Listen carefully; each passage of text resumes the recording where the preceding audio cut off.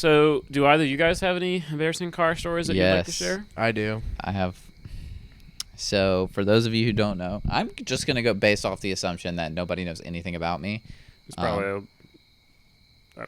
Never mind. So, I own a few cars, but I would say my favorite car that I own, the one that I cherish the most at least, is my 1989 Nissan 240SX S13. That car is... I've had it for like 2 years. I got it for $300, completely original. With one caveat, it had been abandoned in the field on a farm in the middle of Alabama for 15 years. A little small hiccup. It's just like.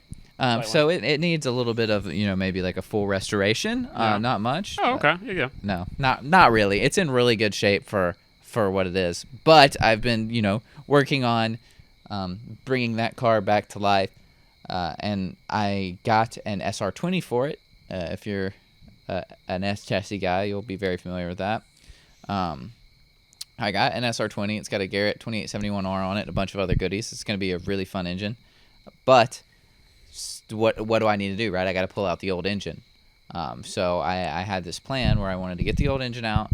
I wanted to pull all the suspension out from underneath it, re-undercoat the car, mainly just to see if...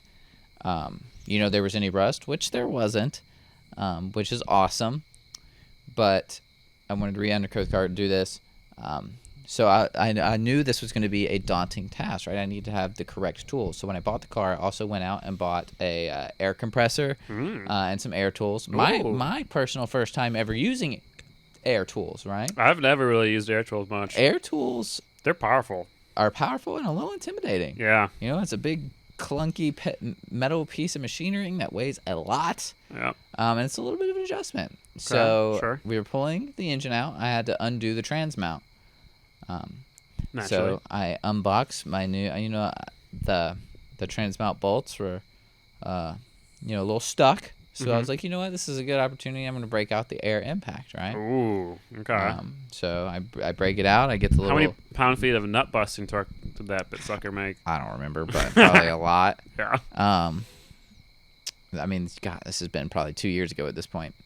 But when I went to, I put it, I remember there's 4 trans bolts, and I just... like just I think I know where it's going. The bolts the bolts off. I'm like, hell yeah. Like all of them.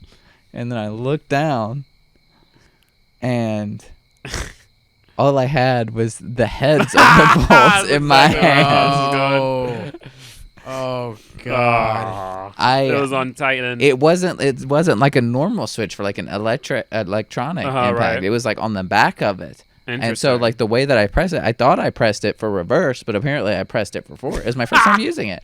So you snapped all the bolts in your chassis. Confident as hell. I got up under there. I felt so cool. Yeah, I felt like a NASCAR picker. Like I was like, heck yeah. Was there like not any resistance? Did it just snap those suckers? Came right off. I thought it just unbuckled. Like, dude, I was going at it like freaking NASCAR lug nuts, dude. Just man. And so the trans mount still came off. Well, right, but now you've got some studs in your. So to fix that, that's going to be a little bit of a problem. Oh, you haven't fixed it yet? No, I haven't put the engine in yet. Right. Wow. That was 2 years ago. Jeez. Been working on that car a long time. Yeah.